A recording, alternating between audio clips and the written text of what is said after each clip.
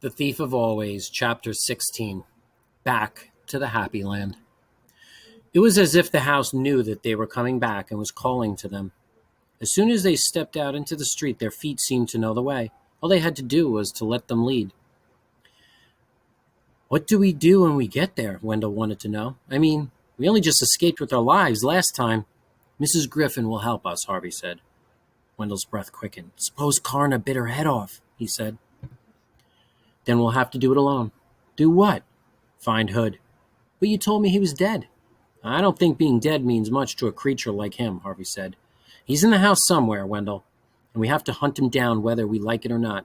He's the one who stole all those years with our mums and dads, and we won't get them back until we face him. You make it sound easy, Wendell said. The whole house is a box of tricks, Harvey reminded him. The seasons, the presents, they're all illusions. We have to hold on to that. Harvey, look. Wendell pointed ahead of them. Harvey knew the street at a glance. 33 days ago, he'd stood here with Rictus and listened to the tempter tell him what a fine place lay on the other side of the mist wall up ahead. This is it then, Harvey said. It was strange, but he didn't feel afraid, even though he knew they were walking back into their enemy's arms. It was better to face Hood and his illusions now than spend the rest of his life wondering about Lulu and mourning the years he'd lost. Are you ready? He asked Wendell. Before we go, his friend replied, can we just get one thing straight? If the house is all illusions, then how come we felt the cold? And how come I got fat from eating Mrs. Griffin's pies? And I don't know, Harvey cut in, doubt running a cold finger up his spine. I can't explain how Hood's magic works. All I know is he took all those years away to feed himself. Feed? Yeah, like a vampire. This was the first time Harvey had thought of Hood that way, but it instinctively seemed right. Blood was life, and life was what Hood fed upon.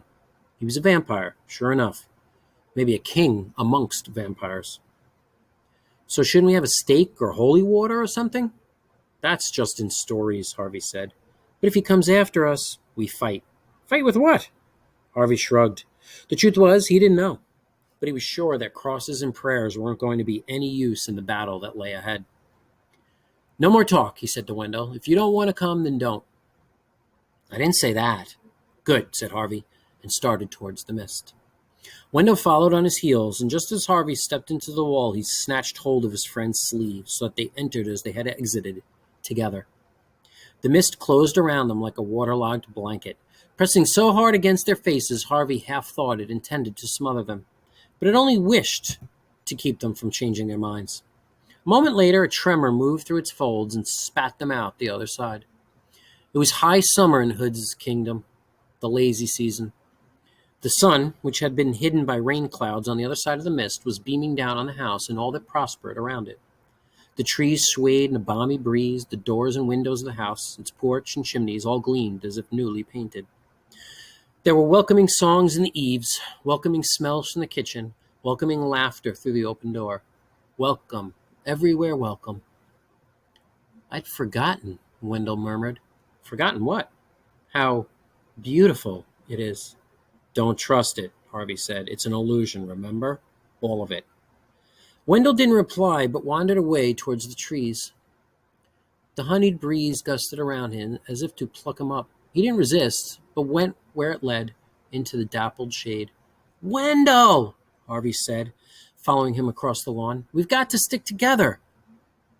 I'd forgotten about the treehouse, Wendell said dreamily, staring up into the canopy. We had such fun up there, remember? No, said Harvey, determined not to let the past distract him from his mission here. I don't remember. Yes, you do, said Wendell, smiling from ear to ear.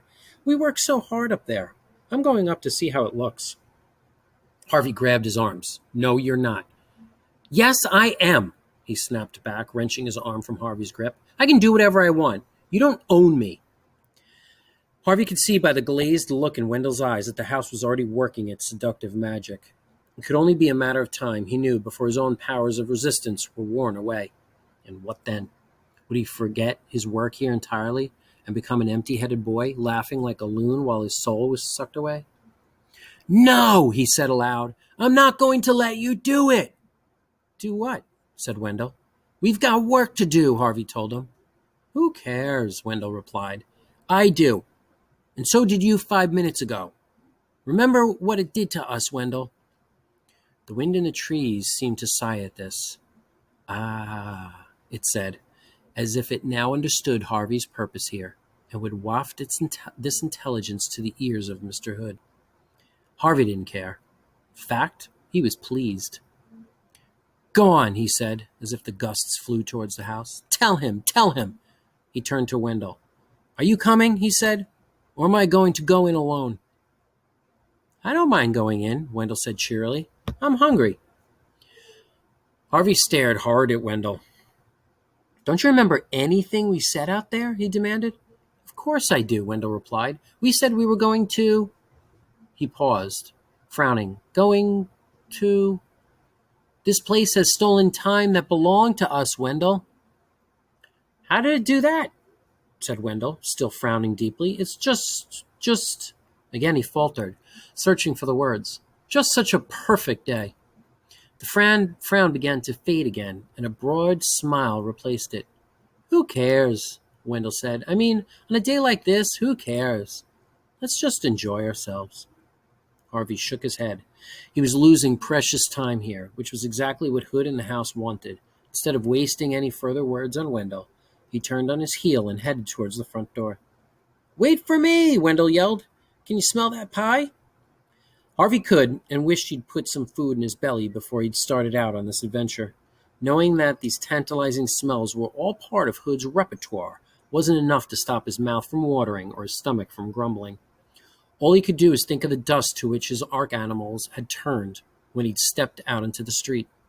The pie on the kitchen table was probably made of the same bitter stuff, concealed beneath a sham of sweetness. He held on to that thought as best he could, knowing that the house into which he was about to step would be full of such blandishments.